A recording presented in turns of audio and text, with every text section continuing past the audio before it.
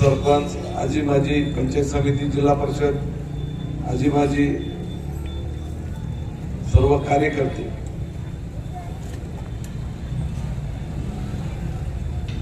खर तर आपल्याला विचार करायचा आहे की भारताचा 5 वर्षासाठी कारभार कुणाच्या हातात द्यायचा. साधी शिवजयंती, भीमजयंती, गणपती उत्सव, दुर्गा महोत्सव, एखादा त्योहार जरी असला तरी आपण समिती गठीत करतो खेड्यामध्ये, गावामध्ये, आणि तिथं मग कॅशियर कोण, अध्यक्ष कोण, सचिव कोण हे आपण ठरवित असतो. हा तर 5 वर्षासाठी भारताचा कारभार द्यायचा. गेल्या 10 वर्षापासून सतत, आताच माजी खासदार माने साहेबांनी उपलब्धी सांगितलेली आहे, ती बाजूलाच आपल्या उपलब्धी आहे. आज आपण या रस्त्याच्या बाजूला आहोत. इथली पहिली परिस्थिती काय होती आणि गेल्या 10 वर्षाची परिस्थिती काय आहे. आज समृद्धीला जालन्यापासून दुसरा सुद्धा नांदेड मार्ग जोडले जात आहे. त्याची सुद्धा मला वाटते लँड ऍक्विजिशनचं काम चालू झालेलं आहे. असे अनेक विषय आहेत.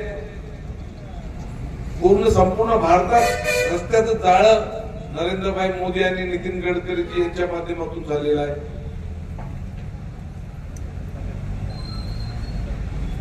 अनेक विषय आहेत.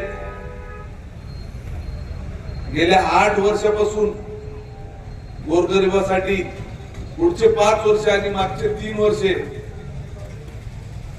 80% लोकांना 100% धान्य मोफत देण्याचा नरेंद्रभाई मोदी साहेबांनी निर्णय घेतलेला आहे. येणाऱ्या जून पासून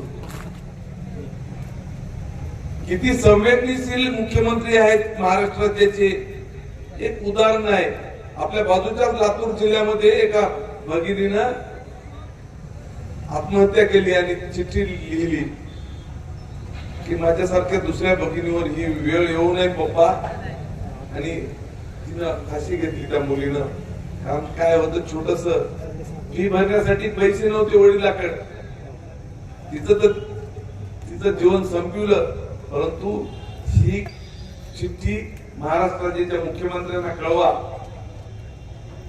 आणि माझ्यासारख्या दुसऱ्या भगिनीवर हा वाईट दिवस येऊ नये या उद्देशानं रात्री टीव्हीवर मीडियाच्या माध्यमातून ती खाली पट्टी चालू होती आणि रात्री 2 वाजता ती पट्टी महाराष्ट्राचे संवेदनशील मुख्यमंत्री एकनाथभाई शिंदे यांनी सांगितली आणि रात्रीच त्यांनी फोन लावण्यासाठी सुरुवात केली.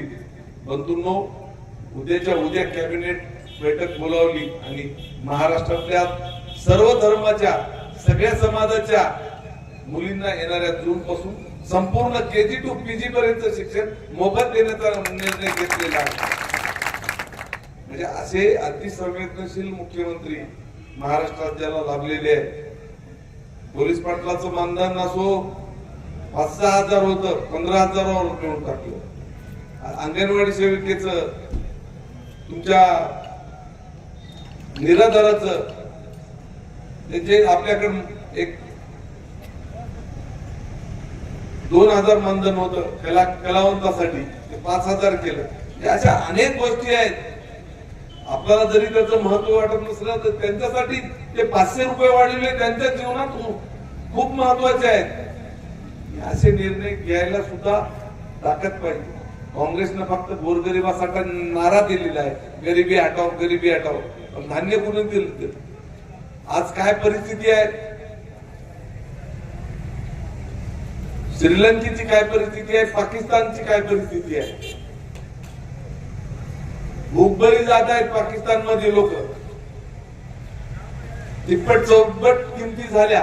परंतु आज नरेंद्रभाई मोदी यांनी देशाच्या 80% गरजूंना, गोरगरिबांना मोफत धान्य देण्याचा निर्णय घेतलेला आहे.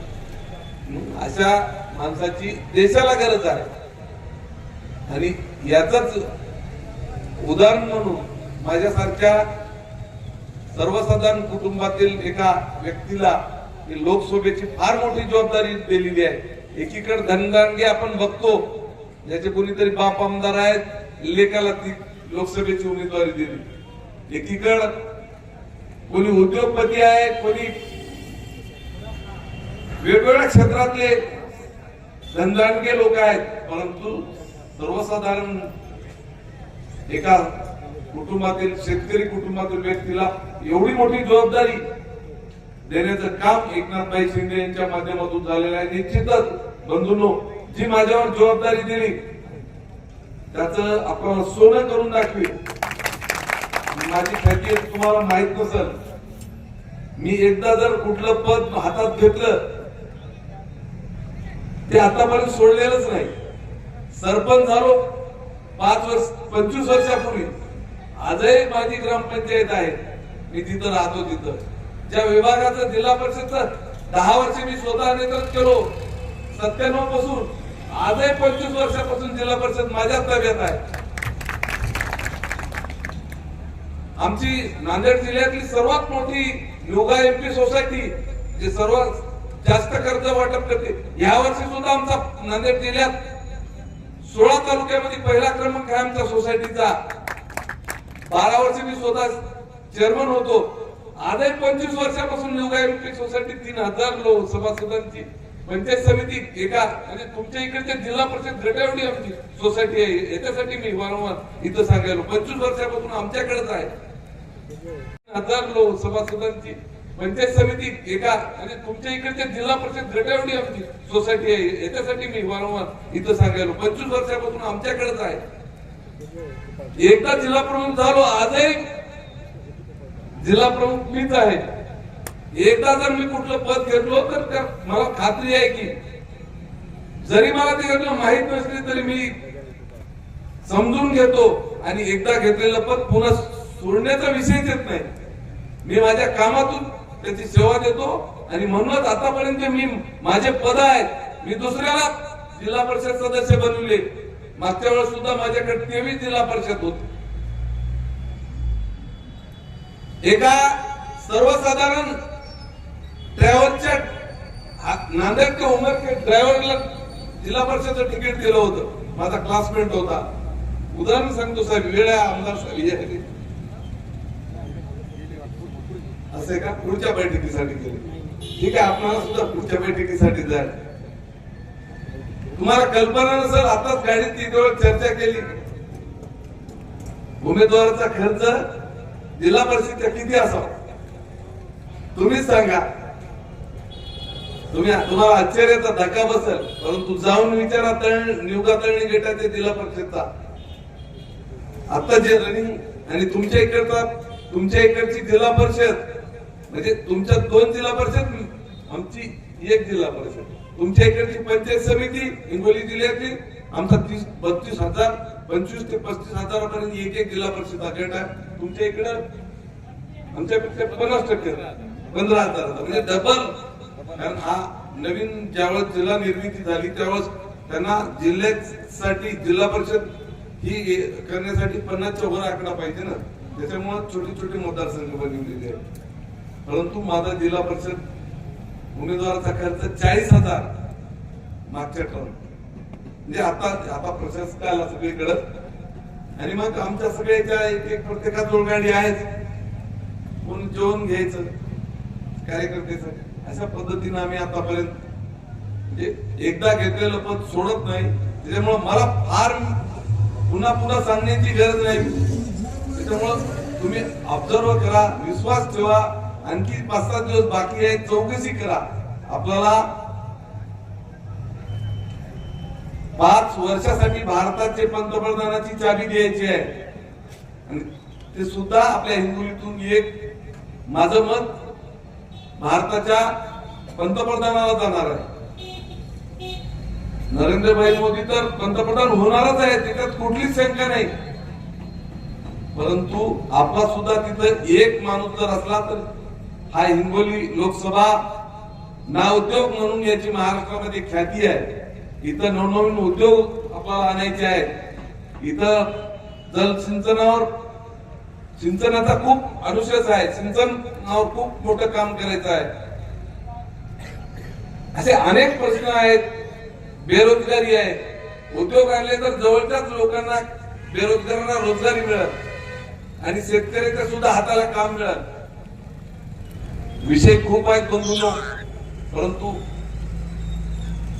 मला एक विनंती करायची आहे की ज्यावेळेस पक्ष सुद्धा एक सर्वसाधारण माणसाची उमेदवारी जाहीर करते त्यावेळेस कुठंतरी काहीतरी आमच्या मागे भूमिका असेल, काहीतरी इतिहास असेल. म्हणून परत एकदा आपल्याला विनंती करतो, असं भारतात झालं नसेल. माझा उमेदवारीचा बिफॉर्म मिलिंदरावजी मला कोणावर टीका करायची नाही, पण भारतात झालं नसेल, बिहारमध्ये तर मला नाव आठवत नाही, मला वाटतं अखिलेश काय त्यांच्याच घरी वडिलांची तुम्हाला माहित असेल पत्रकार म्हणून आपले काय एवढी भानगड झाली की पक्ष कोणाचा काय उमेदवारी कोण घ्यायची. बिहारमध्ये सुद्धा मी टीव्हीच्या माध्यमातून इलेक्ट्रॉनिक मीडियाच्या माध्यमातून बघितलं उत्तर प्रदेशमध्ये. परंतु मी माझा रिफॉर्म आता उबाटा गटाचे जे उमेदवार आहेत त्यांना आयुष्यात कधीच गुलाल लागला नव्हता. माझा रिफॉर्म त्यांना दिला. जिल्हा परिषदला स्वतःच्या गटात स्वर्गीय बापूरावजी पाटील आष्टीकर आमदार असल्यावर हा माणूस निवडून येऊ शकला नाही. जिल्हा परिषदेच्या गटात आष्टी गटात आणि त्यांनी काय माझ्या पुढे, पण माझा 2014ला मी माझा बिफॉर्म दिला, त्यांना निवडून आणलं. फक्त 5 वर्षासाठी तर आमचा विषय झाला होता.